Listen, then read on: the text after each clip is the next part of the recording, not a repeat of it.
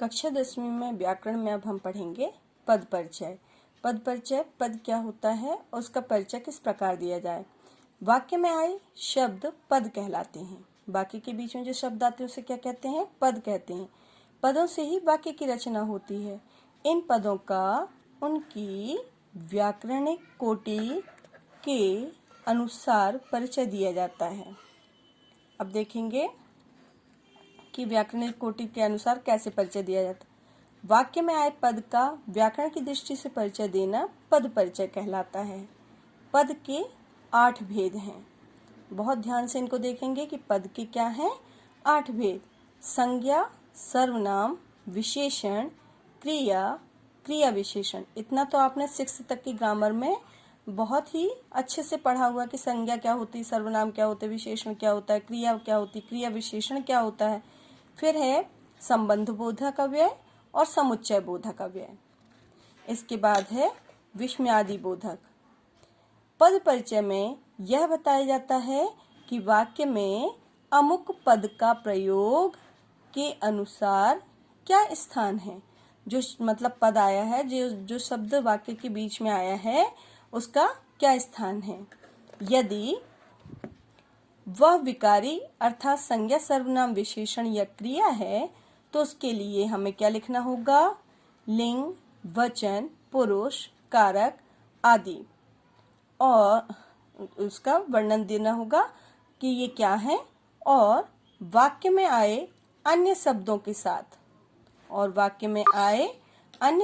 के साथ, उसका क्या संबंध है। यदि वह अविकारी शब्द है तो उसका प्रयोग किस अर्थ में हुआ है, इसके भेद को अविकारी पद के किस भेद के अंतर्गत आया है, इसका परिचय दिया जाएगा। अब है पद परिचय में निम्नलिखित बातें बताई जाती हैं। सबको पता है विकारी शब्द क्या होते हैं, अविकारी शब्द क्या होते हैं। विकारी शब्द क्या होते हैं? जिसमें लिंग, वचन, पुरुष के आधार पर परिवर्तन होता है सेंटेंस में। जैसे लड़का पढ़ता है, लड़की पढ़ती है, तो ये लड़का और लड़की के कारण सेंटेंस में पढ़ता और पढ़ती चेंज हो गया, तो उसको अविकारी शब्द कहते हैं। अब है पद परिचय में निम्नांकित बातें बताई गई हैं। संज्ञा का पद परिचय। जैसे संज्ञा शब्द वाक्य में अंडरलाइन है और कहा गया है कि इसका पद परिचय बताइए, तो कैसे देंगे हम उसका पद परिचय।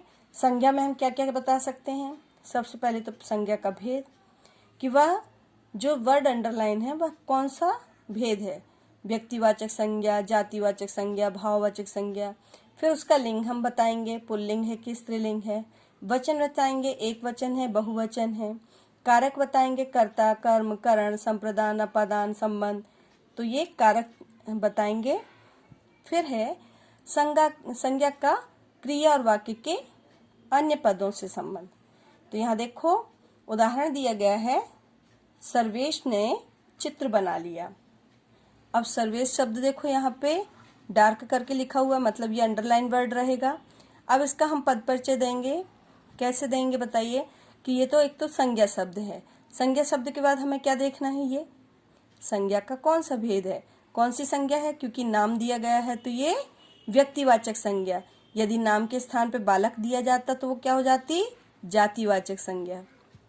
लिंग क्या है इसका? सर्वेश क्या है? पुल्लिंग शब्द। क्यों? क्योंकि इसकी क्रिया कौन सी है? पुल्लिंग में है। फिर वचन, सर्वेश कितने हैं? एक है कि दो है कि तीन है?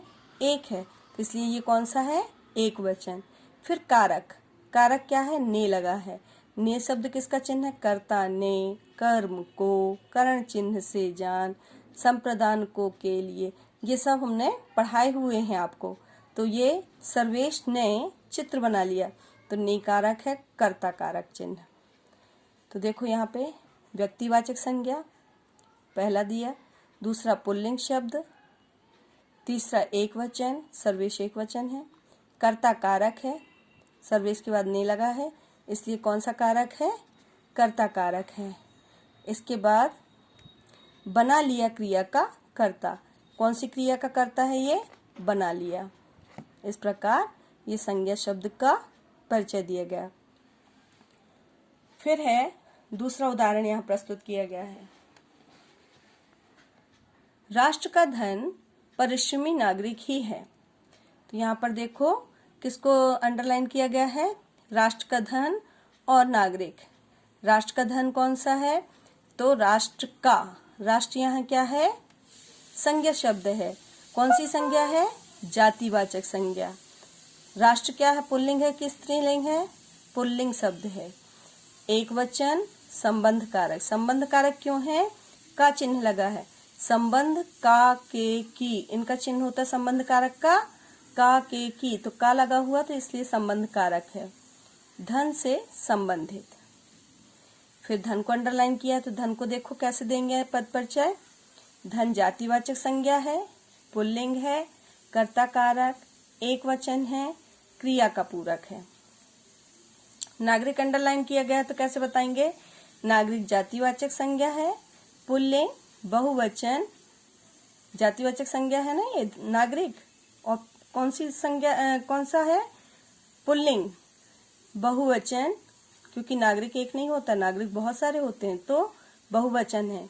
कर्ता कारक है क्रिया का कर्ता, तो यहाँ पे कर्ता कारक कैसे आया कि नागरिक काम करने वाला है, इसमें तो कर्ता कार्य को करता है, जिस पर क्रिया पर जिसका प्रभाव पड़ता है वो होता है कर्ता कारक।